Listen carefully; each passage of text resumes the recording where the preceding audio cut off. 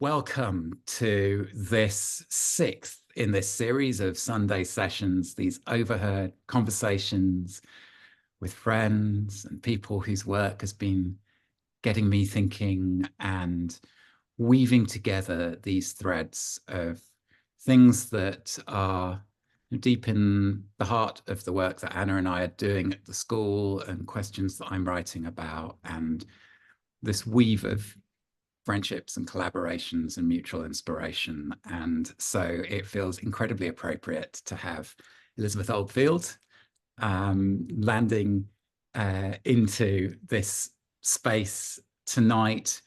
And I know that, Liz, you're right on the cusp of publication in a few days' time of a wonderful book called Fully Alive.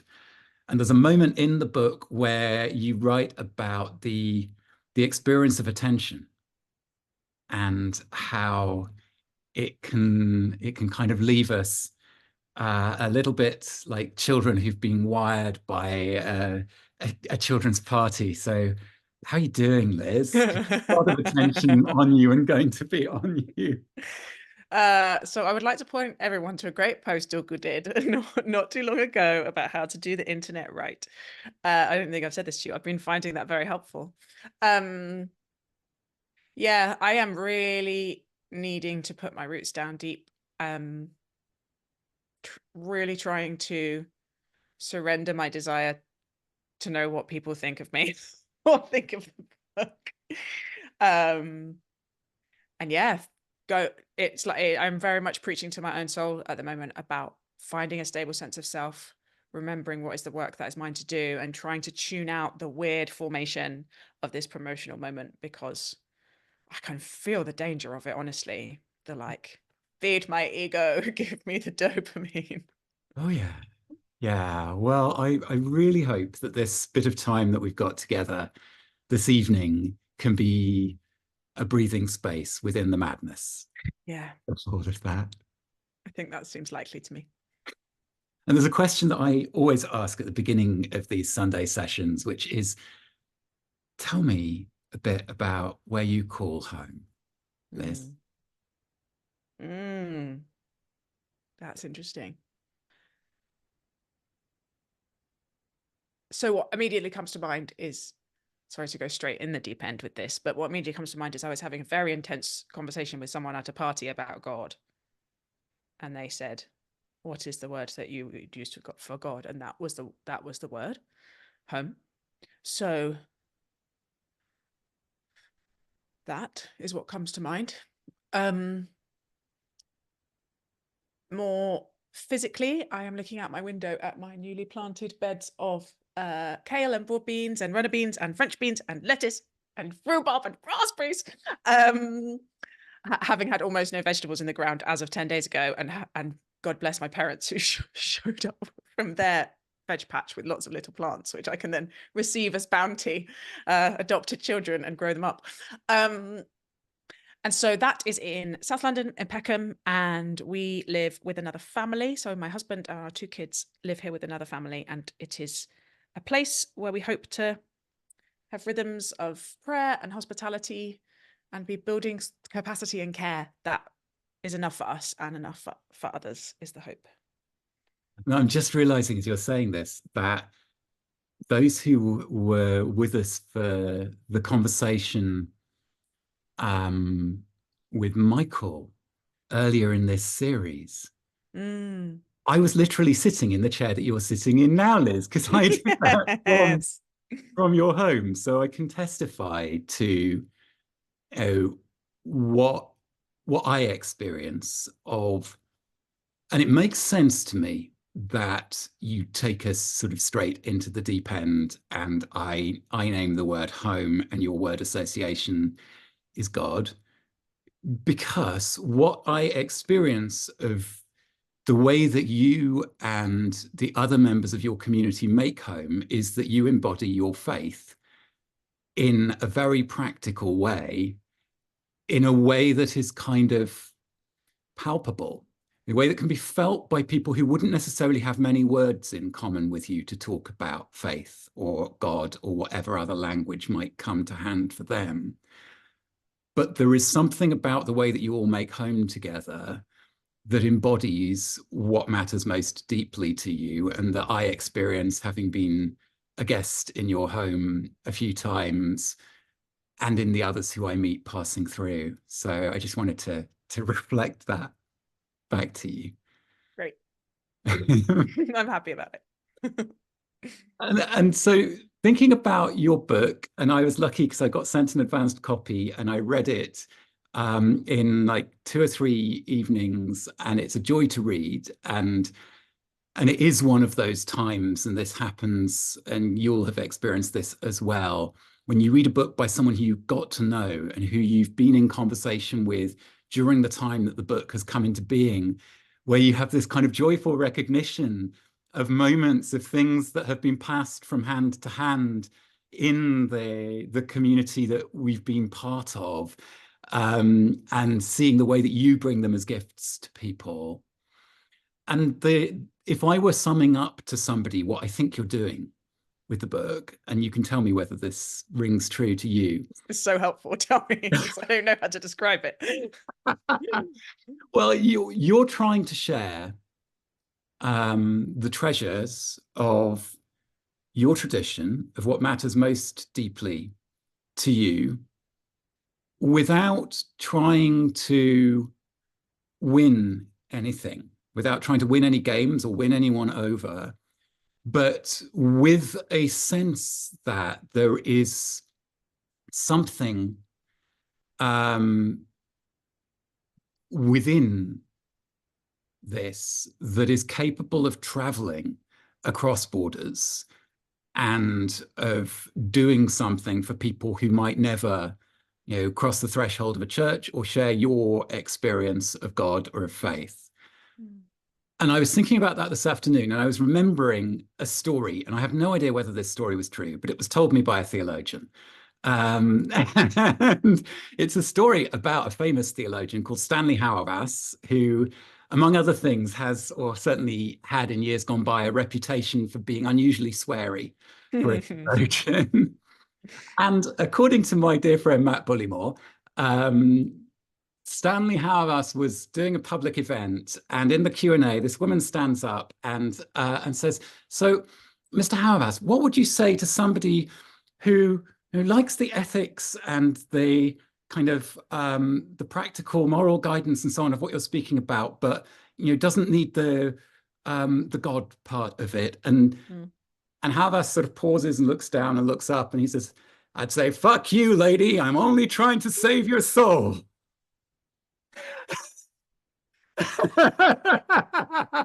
And what I hear in that, knowing that it might sound very different depending on who's listening and where you're coming from, is a pushback against an attempt to make safe and to Mm. control of something that matters incredibly deeply to him, and which he experiences as in no way tame. Mm. Um, and I was thinking about that because I was thinking that, like, if I tried to sum up your book in the way that I started out doing, it might sound to some people like you're trying to do what that lady was asking for. Yeah.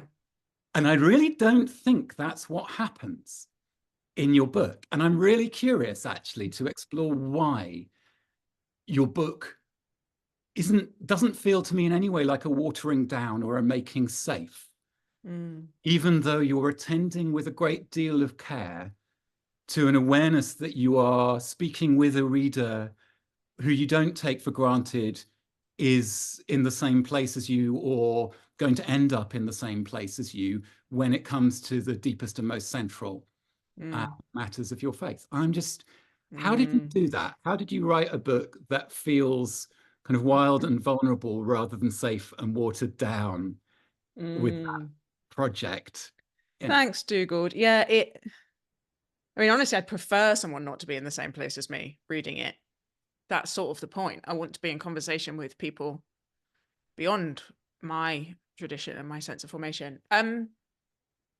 Yeah, so it's the thing that I went back and forth on the most. There was a famous book in the UK maybe 10 years ago called Religion for Atheists by Alan de Botton, which actually is really a very wise and kind book, but is obviously starting from the premise of religion's got some stuff right. Let's just strip that out. Let's just asset strip that. And as this sort of concept began emerging, I was like, I do not want to do that.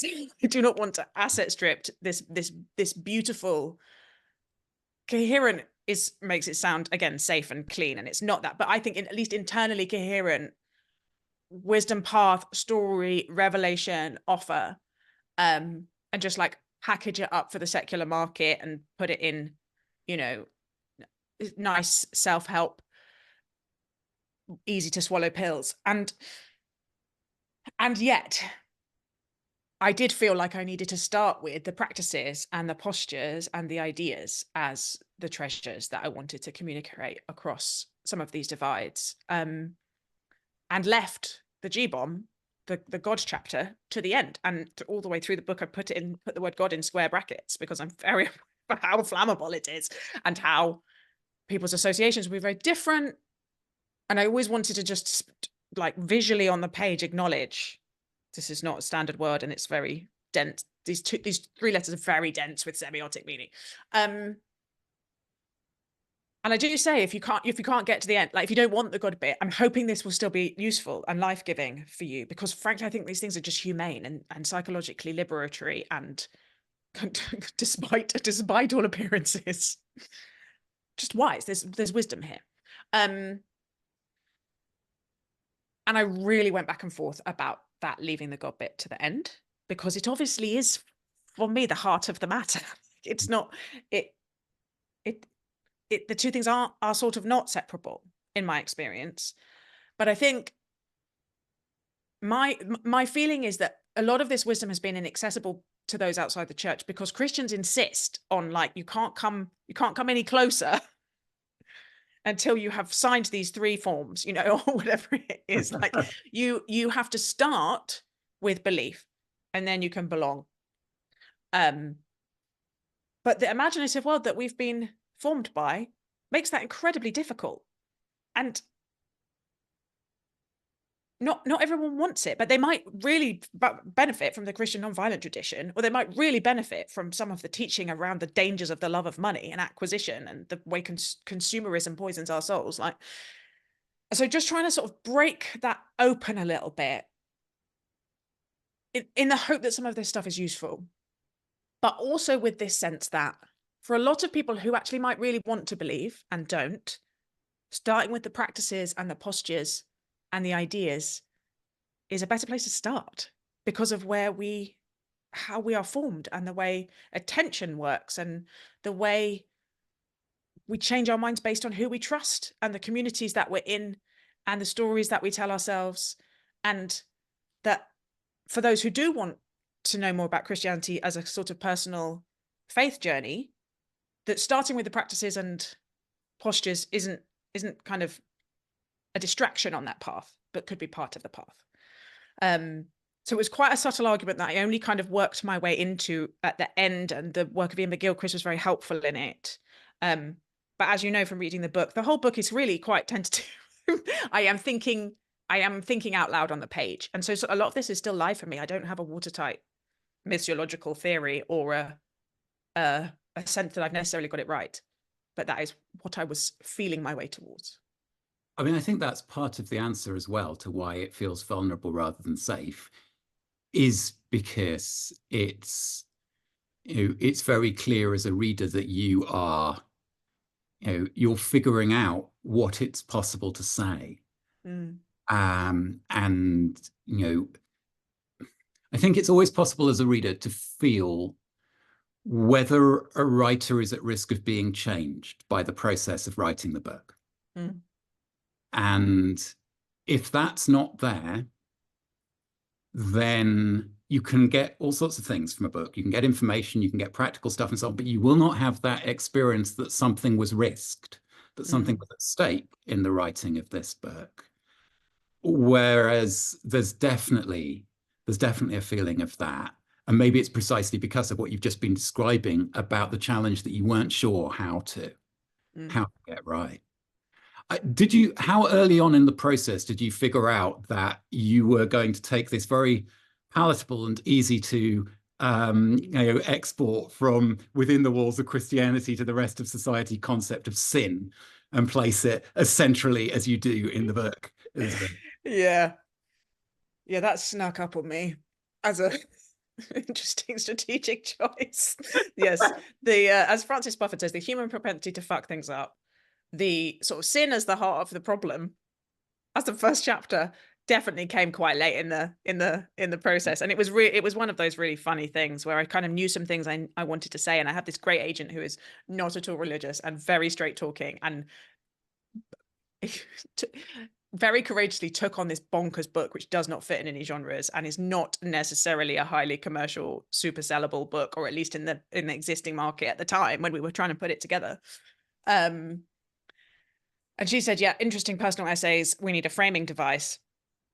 And for whatever reason, the Seven Deadly Sins, suddenly lots of the things I wanted to talk about, like attention and kind of climate and consumerism and polarization and what was going on in the sexual culture and the sort of drive of individualism, I could suddenly see how they fitted into that framework.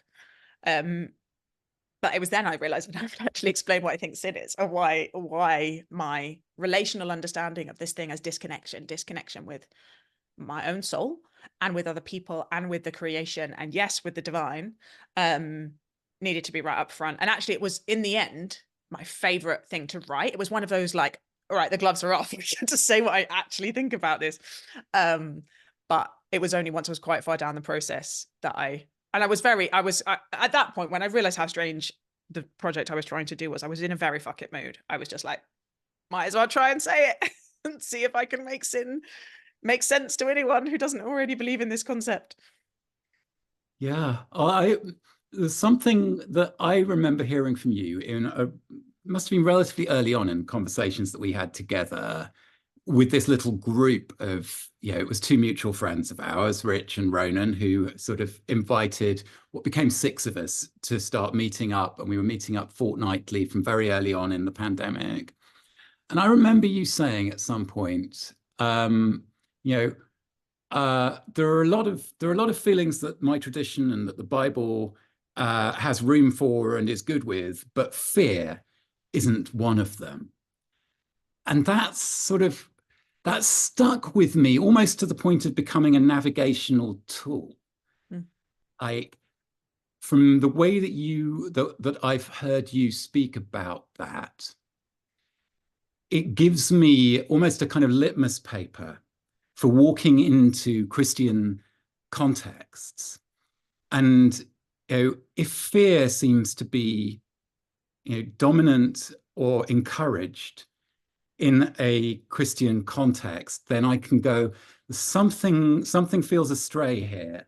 And what's interesting about that is that it's the litmus paper which doesn't correspond to any of the kind of simple lines that one might draw between, different political Styles. wings of the church or whatever. It's Yeah. just a kind of a smell test for, is there something that feels fully alive, to use your words here? Mm. Or and I wonder if it feels to me like that and the way that you explain sin, which might not be the way that the kind of connotations that the word sin Mm. necessarily has for everyone who's sitting here on this call, but I feel like there's a close connection. Mm. That's really interesting.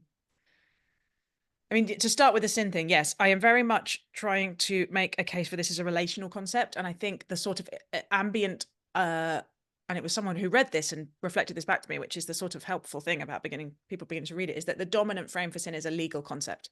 Is Mm. you miss the mark, you have failed, there is punishment and reward. And that is one that's very legitimate hermeneutic. It is not that I would sort of completely diss that framing. But for me, it's a relational concept. It is about a kind of a sense that God is relationship and we are made for relationship, and when we are in right relationship with our own souls and with other people and the earth and with the divine, we are fully alive. That is life in its fullness. And so thinking about what are all the things that get in the way of that, all the things that make us pull into ourselves away from each other, all the ways we kind of numb and distract from our own souls and what they really want in sort of addictive, numbing behaviors, was really helpful. And yeah, fear is fear is poison for a relationship. It's really hard to be in intimacy when we're afraid. At its best, it drives us into relationship, drives us to other people, it drives us to our knees. But it's very helpful to have you speak this back to me today, do good, because I'm having like a high vulnerability hangover moment as this thing lands with people, and just how honest I've been in it becomes apparent to people. And yeah, that thing of actually that my scriptures are very, very happy with lament, very happy. I mean, is that a way of saying it? They are very comfortable with lament. There's a lot of invitation to lament. There's a lot of invitation to grieve. There's a lot of invitation actually to righteous anger. That's the bit that I'm needing to kind of learn, how to be angry in ways that are holy and that are relationally connecting, right? That drive us into relationship. But do not be afraid is just all over the shop. It's like all over the Bible. It's one of the most common sentences in the Bible. And that, in some ways, the whole book was me trying to work out how on earth to live that. Because I have come to the realization that anxiety is my temptation. And I avoid grief and anger by worrying about the future. And that, what does it mean to have my roots down deep enough into love? What does it mean to be actually allowing my soul to grieve and to rage where necessary, because those can move through you in a way that anxiety doesn't. And where am I actually with refusing to sit in trust, refusing to sit in vulnerability and intimacy in my relationships because I'm afraid. It's probably a lifelong journey to learn it, but I've been on the road for a bit now. The thing that comes to mind for me as well of that, yes, that kind of repeating refrain of "do not be afraid." To me, and this is sort of almost me putting the kind of dramaturgical hat on from the era when I was working with theatre people, because they're very quick to recognize the other thing that's always being said at the same time as the thing that's being said. And "be not afraid" says two things. It says there's something here that looks that looks as though fear is an appropriate reaction to it. You don't say "be not afraid." I'll tell you the story of this, which was me going along to a family service at the Church of Sweden church in our little town here with Alfie, and it was the first time he'd been there, and the theme was angels that day. And so when they go out to the junior church, I went with him because he didn't want to go on his own. And what they were going to be doing was sort of colouring in these paper cutout angels. And one of the other boys who he knew sort of walks in, picks up his, goes, finds a black pen and declares, "I'm going to draw a scary angel." I'm like, that sounds appropriate, because the angels tend to show up and say "be not afraid," which suggests to me that they look scary. Yeah. I think actually there might be something in there of a kind of two-layered thing to the message about fear, which is there are a lot of things about the kind of world that we're in and the experience of being in this kind of world where fear is a non-stupid reaction. And if you listen, if you hear the message that is here, then there is something on the other side of that, or that's the promise, is that there is something beyond what looks like fear would be the appropriate reaction to it. Yeah. That's me reflecting back to you. But Yeah. yeah. It's this great paradox, which is why I think it might take me to a lifetime to learn it. And there's a line that I wrote that I have to speak back to myself a lot, which is that my tradition implies improbably that it is possible to see the world as it really is and still not be afraid. And that tension of there are no promises of comfort, like physical material comfort or convenience, or that death will not come, or that we will not suffer. Like, that's not in my it's not manifesting the New Testament. It is pick up your cross, right? It is a very robust call to a life that will require sacrifice. And the reality of suffering is such a strong thread such a strong narrative thread, both obviously in the crucifixion mm, and in so the promise is not, do not be afraid because everything's going to be okay, mm, which is what I want it to be. You know? It's, do not be afraid because I will be with you. Do not be afraid because love is stronger than death. mm, Do not be afraid because this is not all there is. Like, and those things are mind bending to let settle. And all I can really do with him is sort of chew on them like a very long sucking lozenge, just like trying to get it into my bloodstream over time. mm. I, this is almost obvious as soon as I say this, but it seems to me that there are a lot of people for whom Christianity itself is an object of fear. Mm, And there are good reasons often in the roots of those fears. And I mean, more than that, I know people who can immediately produce a list of yeah. all of the reasons why it's problematic for them to even be around a conversation like the one we're having. And I'm not sure, I mean, you sort of you acknowledge that very straightforwardly quite early on Mm, um, in the book, and and you say at various points like you don't have to read this bit if it's like if this is um, yeah. you know, You carry wounds. yeah, yeah. But one of the places that people go with that, or that I kind of hear, is um, a sort of a desire for a spirituality that is freed from the baggage of religious institution Mm, altogether. And I mean, it's been in circulation for a long time now, this kind of distinction between spirituality and mm, religion. And I wonder if partly because of the way that as you say, like sharing the practices is actually the way in which you sort of meet people without asking for some shared um, belief position. I wonder if that might actually be helpful in terms of giving people clues as to why somebody who doesn't obviously embody the things that they find toxic or fearful about Christianity mm, clearly strongly feels the need for not just the mountaintop experiences or the personal spiritual connection to everything, oneness and the divine, but the kind of the messy, um, historically baggage laden involvement with religious institution. mm. Yeah, again, this is something that I don't have. Okay, so I'm just going to talk and I might not agree with myself by the end of my sentences. So, but yes, it's a very live question for me. And I think I like to think of myself as both spiritual and religious. And both, all of these words are complex. And the weird thing is, a lot of Christians will not describe themselves as religious because there is this sort of meme in the church that it's not a religion, it's relationship. And there's some, it appears that Jesus finds religious people the most annoying.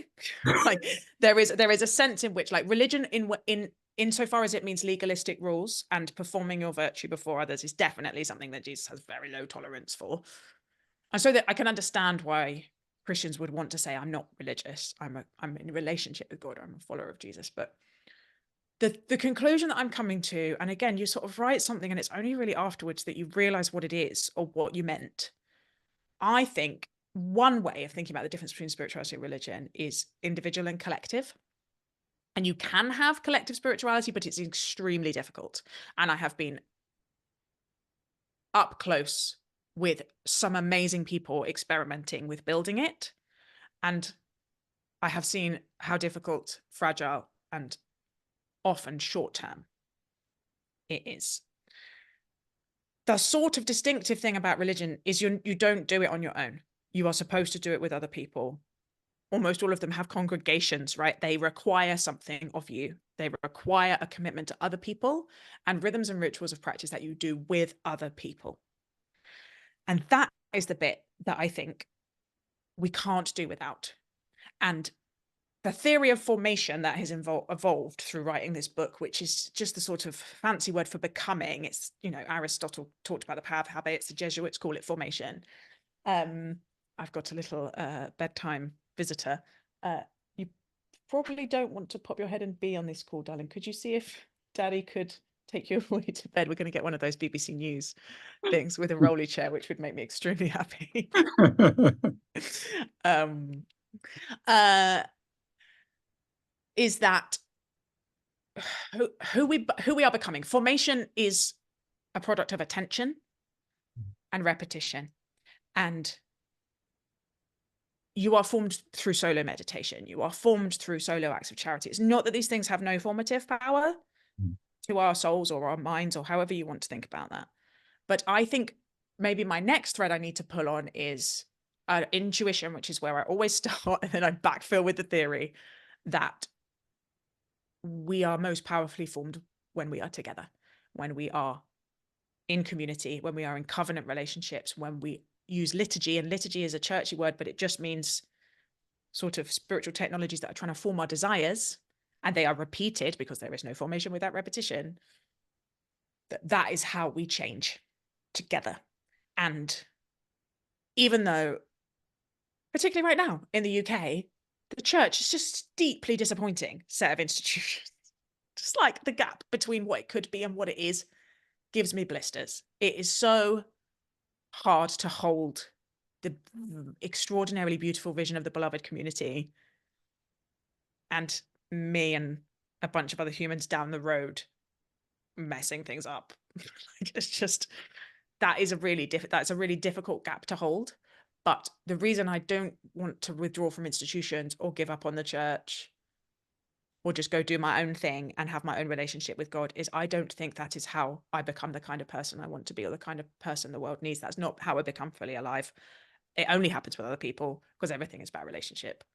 So yeah, everything, like just wanting to make the case for communal, communitarian, committed, covenant life is where I've landed. As you're talking about that and you're using that word liturgy, I was remembering, Ivan Illich, who, like anyone here who's ever heard me talk anywhere before has heard me talk about Illich. His observation that when he started studying schooling systems in the early 1970s, he realized that he was studying the liturgy of a modern industrial society. That we don't get rid of liturgy that easily. And the risk is that we don't get rid of religious forms. We replace them with something that resembles them more than we recognize, and that we're less aware of what it is we're doing. And it's like, I've heard Martin Shaw say for years, which temple are you worshiping in? Because you're worshiping somewhere. And I feel like that's part of, what I hear in this answer to stay with the trouble of religious practice, the difficulty of institution sustaining or making or remaking institutions, rather than a kind of freewheeling spirituality that has grown out of the need for that, maybe. Yeah, I think honestly, I don't know whether I'm just getting old and all my idealism is wearing off, but I'm very pragmatic about how difficult it is to build healthy institutions, and the idea that we can sort of tear everything down and start again and everything will go well feels naive. And so working with what we have, and that's not always possible, and sometimes they tip into sort of sufficiently dysfunctional and unhealthy that they should burn it all down. But I think that's rarer than we think, and that it is wrestling with the imperfection of human institutions is part of how we grow in patience, and part of how we grow in gentleness, and part of how we grow in self-control, because their very inability to not be sometimes intolerable is, we need to learn how to tolerate each other, right? We need to learn how to live in the tensions of that imperfection and keep working on those relationships between us and people that are very different from us and that we might find very difficult, because there is something holy when we are able to cross those divides and tolerate those frustrations and say, we are one body, dag damn it. So like, how are we going to learn to love each other? How are we going to learn to love our neighbors together? Because we are not getting away from each other. And I think that is the seduction for me. And I have many times wanted to just pull the escape cord, but it feels to me like there isn't, that road can, I'm sure it doesn't for everyone on this call, and I really want to hear more about that. But I think for me, that would just lead to loneliness and a turning in on myself. My husband always says Christians become strange when they are not in relationship with strangers. And sometimes Christians feel most like strangers to me, but I am called to be walking with them. Thanks, Liz. I think I've got one more question, and then we will sort of Can we go back to Fabrice?